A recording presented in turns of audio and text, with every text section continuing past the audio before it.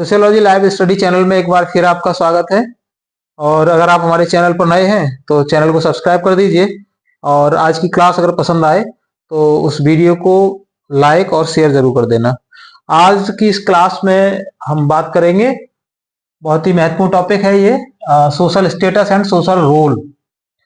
इसका एक पार्ट इससे पहले मैं क्लास में पढ़ा चुका हूं, जिसकी वीडियो चैनल पर मौजूद है। आज इसका जो दूसरा पार्ट है सोशल रोल, इसके हम चर्चा करेंगे। देखो, जो सोशल रोल है वो रोल किससे जुड़ा हुआ है? स्टेटस से। अर्थात जो व्यक्ति की परिस्थिति होती है, परिस्थिति दो प्रकार की होती है, लास्ट मैंने आपको बताया था। एक होती है जिसको कहते हैं हम प्रदत्त परिस्थिति, प्रदत्त, और दूसरी होती है अर्जित। अर्जित प्रदत्त मतलब जो सामाजिक व्यवस्था के अनुसार व्यक्ति को स्वयं मिल जाती है, उसके लिए अलग से कोई एफर्ट नहीं करना पड़ता। और अर्जित जिसको वो अपने एफर्ट से प्राप्त करता है, अपनी मेहनत से प्राप्त करता है। लेकिन दोनों ही जो उसकी परिस्थितियां हैं वो सामाजिक व्यवस्था के नियमानुसार ही उसको प्राप्त होती हैं, चाहे वो प्रदत्त है चाहे वो अर्जित है। अंतर सिर्फ इतना ही है कि प्रदत्त सामाजिक नियमों के अनुसार स्वतः मिल जाती है, और अर्जित के लिए उसको अपना मेहनत या अपने जो एफर्ट्स होते हैं वो लगाने पड़ते हैं, उससे मिलती है। अब दोनों ही परिस्थितियों के साथ, परिस्थिति मतलब उस सामाजिक व्यवस्था में एक निर्धारित समय में जो उस व्यक्ति का पद है उसको हम उस व्यक्ति की परिस्थिति या उसका स्टेटस कहते हैं। यह है हमारा प्रदत्त परिस्थिति, जिसको हम कहते हैं एस्क्राइब्ड स्टेटस। यह है अर्जित परिस्थिति, जिसको कहते हैं हम अचीव्ड स्टेटस।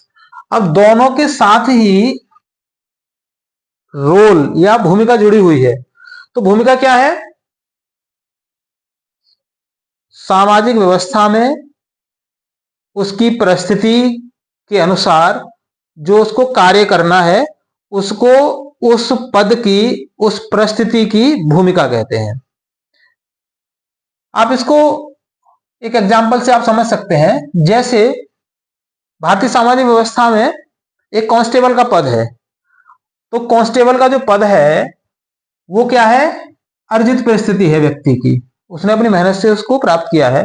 अब उसके साथ जो कार्य जुड़े हुए हैं उसको हम उसकी भूमिका कहेंगे।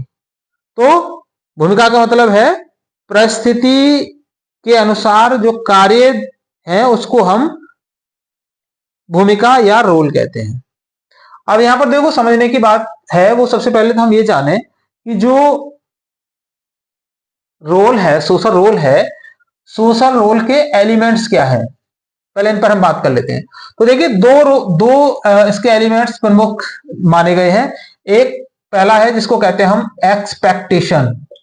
एक्सपेक्टेशन, एक्सपेक्टेशन मींस प्रत्याशा। अर्थात समाज में आपकी जो परिस्थिति है उसके अनुसार समाज आपसे ये प्रत्याशा करता है, ये एक्सपेक्टेशन है कि आप उसके अनुसार कार्य करेंगे। जैसे मैंने अभी आपको एग्जांपल बताया कि अगर पुलिस कांस्टेबल है तो समाज की आपसे ये अपेक्षा है, ये प्रत्याशा है कि आप सामाजिक सुरक्षा में अपना महत्वपूर्ण योगदान देंगे। दूसरा है इसमें जिसको बोलते हैं हम एक्सटर्नल, एक्सटर्नल बिहेवियर।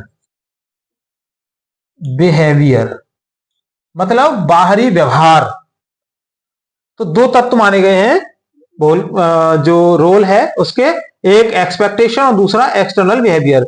अब हम यहां पे बात कर लेते हैं कि जो सोशल रोल है उसके क्या क्या अवधारणाएं, क्या है, क्या क्या है अवधारणाएं। अवधारणाएं या आप इसको टाइप्स भी बोल सकते हैं, टाइप्स ऑफ रोल्स। मैंने पहले से लिख लिया जिससे कि आपका समय ज्यादा इसमें खराब ना हो। तो उसमें सबसे पहले आता है जिसको कहते हैं हम रोल सेट या भूमिका पुंज या संकुल, भूमिका संकुल। इसका मतलब होता है कि एक ही समय पर एक व्यक्ति के एक से अधिक भूमिकाएं होती हैं। जैसे कोई भी व्यक्ति एक अधिकारी है, फॉर एग्जाम्पल वो प्रशासनिक अधिकारी है, मान लेता हूं मैं जिलाधिकारी है, तो एक तो जिलाधिकारी के रूप में उसकी भूमिका हो गई, ठीक है। दूसरी, एक पिता भी हो सकता है। तीसरा, वो पुत्र भी हो सकता है, ठीक है। पुत्र भी हो सकता है, पिता भी हो सकता है, कोई शिक्षक अगर ऐसा आ जाता है वहां पर जिसने उसको पढ़ाया है, तो है ना, तो वो वहां पे शिष्य की भूमिका में भी हो सकता है। तो ये इसको भूमिका पुंज या रोल सेट कहते हैं, जब एक व्यक्ति के साथ एक ही समय में कई सारी भूमिकाएं जुड़ी होती हैं। दूसरा आता है इसमें, इसको कहते हैं मल्टीपल रोल। मल्टीपल रोल और रोल सेट में ज्यादा अंतर नहीं है, सिर्फ एक छोटा सा माइनर डिफरेंस है दोनों में। मतलब भूमिका बहुल का मतलब होता है कि जब एक व्यक्ति की अनेक भूमिकाएं होती हैं, अनेक भूमिकाएं। जैसे कोई भी एक स्त्री है, वो माँ भी है, ठीक है, मदर है, वो टीचर भी है, टीचर भी है, वो वाइफ भी है। इसको कहते हैं भूमिका बहुल। तीसरा जिसको कहते हैं रोल्स एक्सपेक्टेशन या भूमिका प्रत्याशा। इसका मतलब है कि आपकी जो भूमिका है, भूमिका किसके द्वारा तय की जाती है? परिस्थिति के द्वारा, स्टेटस के द्वारा। जो आपका स्टेटस है उसके अनुसार आपको जो कार्य करना है उसको हम भूमिका या रोल कहते हैं। तो भूमिका प्रत्याशा का मतलब है कि जो परिस्थिति के अनुसार आपकी भूमिका है, उस भूमिका के निर्वहन की समाज आपसे प्रत्याशा करता है। समाज की एक्सपेक्टेशन है आपसे कि आप उसके अनुसार, उस पद के अनुसार आप काम करेंगे। जैसे एक टीचर का काम है बच्चों को पढ़ाना, तो क्योंकि समाज उससे अपेक्षा कर रहा है, अब वो टीचर ना पढ़ा करके वो कहीं दूसरे काम में लग जाता है, दूसरी राजनीति करने लगे या कोई दूसरे काम करने लगे, तो फिर यहां पर क्या है, जो भूमिका है ना वो उसका सही निर्वहन नहीं किया जा रहा है। तीसरे नंबर पर आता है, इसको कहते हैं रोल टेकिंग, भूमिका ग्रहण। जब उस पद के अनुसार आप अपनी भूमिका का निर्वहन करने लग जाते हैं तो इसको रोल टेकिंग या भूमिका ग्रहण कहते हैं। जैसे आपको जो आपकी जो परिस्थिति है ना, वो मैंने जैसा अभी आपको बताया कि जो परिस्थिति है आपकी, वो एक टीचर है, आप टीचर है, तो आपकी जो भूमिका है वहां पे क्या होगा? बच्चों को पढ़ाना, टीचिंग, ठीक है। और आप इसको बड़े मजे से पढ़ाते हैं, बड़े शौक के साथ आप पढ़ाते हैं, आपको पढ़ाने में बड़ा आनंद आता है, तो ये क्या है? ये है भूमिका ग्रहण, ठीक है। तीसरा नंबर आता है, यह है 5वें नंबर पे, जिसको कहते हैं हम रोल टेंशन या भूमिका तनाव। इसका मतलब है जब आपके साथ, आपके पद के साथ कुछ ऐसा समाज में होने लग जाता है जिसकी वजह से आप अपनी भूमिका का निर्वहन ठीक से नहीं कर पाते हैं। एक एग्जांपल से हम इसको समझेंगे। जैसे मान लीजिए आप किसी भी ऑफिस में, आप कोई अफसर की नौकरी पर आप हैं, आपके अंडर में 500 कर्मचारी काम करते हैं, 500 वर्कर्स जो है काम कर रहे हैं आपके यहाँ पे। अब इन 500 में से क्या है कि आपने देखा क्या, इसमें से जो लगभग 10 जो वर्कर हैं वो ऐसे हैं जो बहुत ही ईमानदारी से और बहुत ही मेहनत से काम कर रहे हैं। तो आपको लगा कि यार इन लोगों को क्या है, 10 के लिए मैं और इनको प्रमोट कर देता हूं, इनकी सैलरी में इजाफा हो जाएगा और इनका पद भी थोड़ा बढ़ जाएगा। तो आपने प्लान किया कि जो 10 वर्कर्स हैं उनको हम प्रमोट करेंगे। अब होता क्या है कि इसी बीच में जो ये 500 लोग हैं, 500 लोगों में से क्या है कि कुछ इनकी यूनियंस भी हैं, कुछ यूनियन है। वो यूनियन के लोग क्या करते हैं कि वो आपके पास आते हैं और आप पर दबाव बनाते हैं कि भाई आप इन 10 को नहीं करेंगे, बल्कि वो अलग से 10 लोगों का नाम दे देते हैं कि आपको इनको प्रमोट करना है। तो ऐसी स्थिति में जो आप, जिस स्थिति से आप गुजर रहे हैं, वो भूमिका तनाव की स्थिति मानी जाती है। मतलब आप जो काम करना चाहते हैं वो काम आपको नहीं करने दिया जा रहा। या आप इसको ऐसे भी समझ सकते हैं कि आप अपने डिपार्टमेंट में किन्हीं जो अच्छे काम करने वाले लोग हैं उनको प्रमोट करना चाह रहे हैं, लेकिन आपसे ऊपर जो अधिकारी बैठे हुए हैं उन्होंने, जिनको आप चाहते थे उनको नहीं, बल्कि उन्होंने अपनी पसंद के लोगों के लिए आपसे प्रमोट कराने के लिए दबाव डाला है। तो इसको कहते हैं हम भूमिका तनाव या इसको कहते हैं हम रोल टेंशन। इसके बाद नंबर 6 पर आता है रोल कॉन्फ्लिक्ट या इसको कहते हैं भूमिका संघर्ष। इसका मतलब होता है कि जब कभी भी आपके पद के साथ कुछ इस तरह की स्थितियां उत्पन्न हो जाती हैं जहां पर आप निर्णय करने में अपने को असफल पाते हैं, असमर्थ पाते हैं, अपने को एकदम कमजोर पाते हैं, आप डिसीजन कर ही नहीं पाते कि आपको करना क्या है, तो इसको कहते हैं हम भूमिका संघर्ष। एक एग्जांपल से आप समझ सकते हैं कि जैसे मान लीजिए आप कोई जज हैं और आपकी अदालत में एक ऐसा मुजरिम आया है जिसने किसी का मर्डर किया है, तो कानून के अनुसार उसको मृत्युदंड देना है आपको, लेकिन जो मुजरिम बन के आया है वो आपका पुत्र है। तो यहां पर क्या है, ये भूमिका संघर्ष की स्थिति उत्पन्न हो जाएगी कि आप वहां पर अपनी जज की भूमिका निभाएं या फिर एक पिता की भूमिका निभाएं। तो ऐसी स्थिति जब कभी भी आपके सामने आती है जहां पर आप अपने पद के अनुसार सामने जो आपको कार्य करना है वहां करने में एक ऐसी असमंजस की स्थिति उत्पन्न हो जाती है, तो उसको कहते हैं हम भूमिका संघर्ष। या एक एग्जांपल से आप और समझ सकते हैं, जैसे मान लीजिए आप कहीं एक प्रोफेसर है, आपकी एग्जामिनेशन हॉल में ड्यूटी लगी है और आपको जिम्मेदारी दी गई है कि आप एक सचल दल जो होता है जो नकल पकड़ने का काम करता है वहां पर आपकी ड्यूटी है फ्लाइंग स्क्वाड में। और आप जब वहां पर एक रूम में एंटर होते हैं तो वहां देखा आपने कि एक जो आपका बेटा एग्जाम दे रहा है वही वहां पर बैठ के नकल कर रहा है।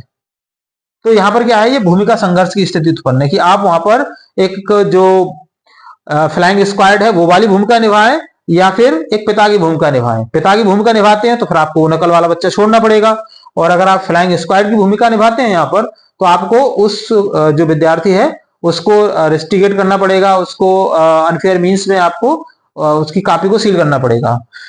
इसके बाद आता है नंबर 7 पर, इसको कहते हैं हम रोल डिस्टेंस। रोल डिस्टेंस का मतलब होता है कि जब कभी भी आप अपने पद की अनुसार जो आपकी भूमिका है उस भूमिका को निभाते निभाते ऊब जाते हैं, तो आप क्या करते हैं, आप अपनी उस भूमिका से कुछ समय के लिए दूरी बना लेते हैं, तो उसको कहते हैं हम भूमिका दूरी या इसको कहते हैं रोल डिस्टेंस। एक एग्जांपल से इसको भी हम समझने की कोशिश करेंगे।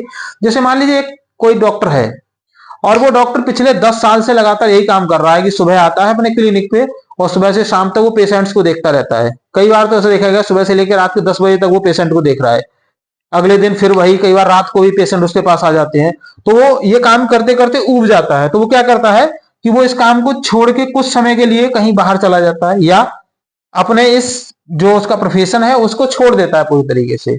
वो क्या करता है कि कोई अपनी फार्मेसी खोल लेता है, मेडिसिन बनाने कोई फैक्ट्री लगा लेता है, या फिर कई बार देखा गया है, कई सारे एग्जाम्पल हैं, तमाम डॉक्टर ऐसे हैं जिन्होंने अपनी परंपरागत पेशे को छोड़ के राजनीति में आ गए, विधायक बन गए, एमपी बन गए, सरकारों में मंत्री बन गए, है ना। तो इसको कहते हैं हम रोल डिस्टेंस, भूमिका दूरी। जब आप अपनी भूमिका से दूरी बना लेते हैं कुछ समय के लिए या फिर हमेशा के लिए, दोनों ही एग्जाम्पल यहाँ पे चलते हैं। और लास्ट इसको कहते हैं रोल आर्टिफिशियल, कृत्रिम भूमिका।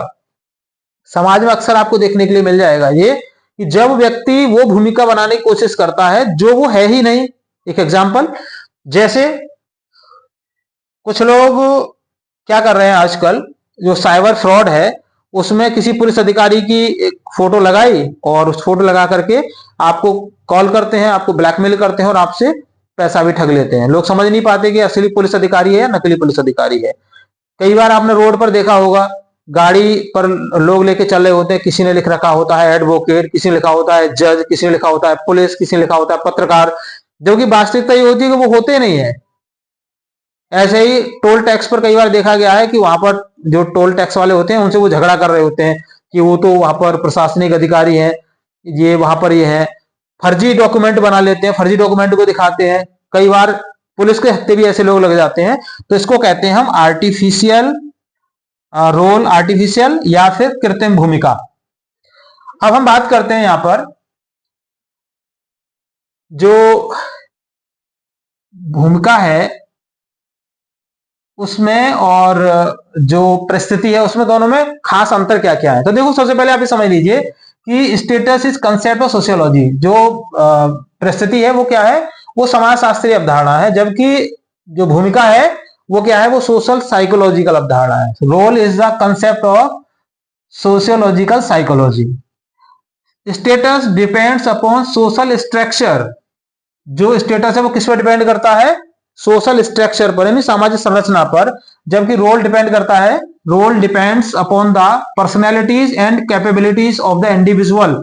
ये डिपेंड करता है, मतलब स्टेटस डिपेंड करता है स्ट्रक्चर पर, सोशल स्ट्रक्चर पर, सामाजिक संरचना पर, और जो रोल है वो डिपेंड करता है personalities and capability of individual. व्यक्ति की जो पर्सनैलिटी है, जो उसका व्यक्तित्व है और उसकी जो कैपेबिलिटी है उस पर डिपेंड करता है।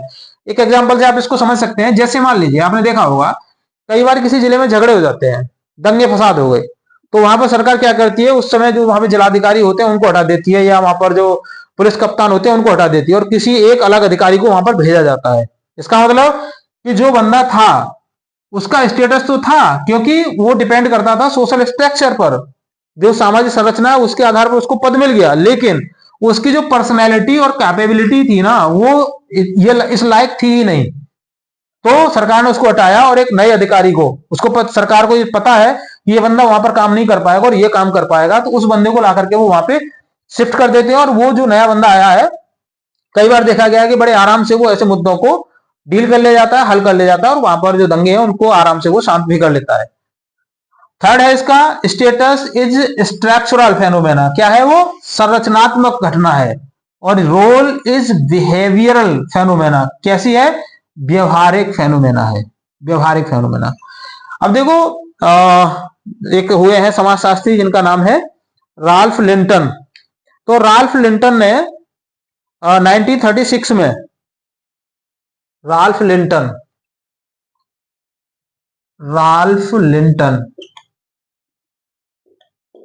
1836 में उन्होंने बताया था कि जो रोल है, रोल क्या है? Role is the dynamic aspect, क्या है कि जो रोल है वो परिस्थिति का गत्यात्मक पहलू है। जैसे जैसे परिस्थिति चेंज होती है उसके हिसाब से उसकी जो भूमिका है वो भी बदलती रहती है। So stop here this topic today. If you have any question related to this chapter, so you can ask me to in comment box, आप वहां पर मुझे लिख करके आप बता सकते हैं। और कोई क्वेरी है वो भी आप मुझे वहां पर बता सकते हैं। इसके अतिरिक्त आप किसी और खास टॉपिक पर क्लास चाहते हैं तो वो भी मुझे आप कमेंट बॉक्स में लिख के बता सकते हैं। तो आज बस इतना ही, मिलते हैं अगली क्लास में, तब तक के लिए जय हिंद, थैंक यू।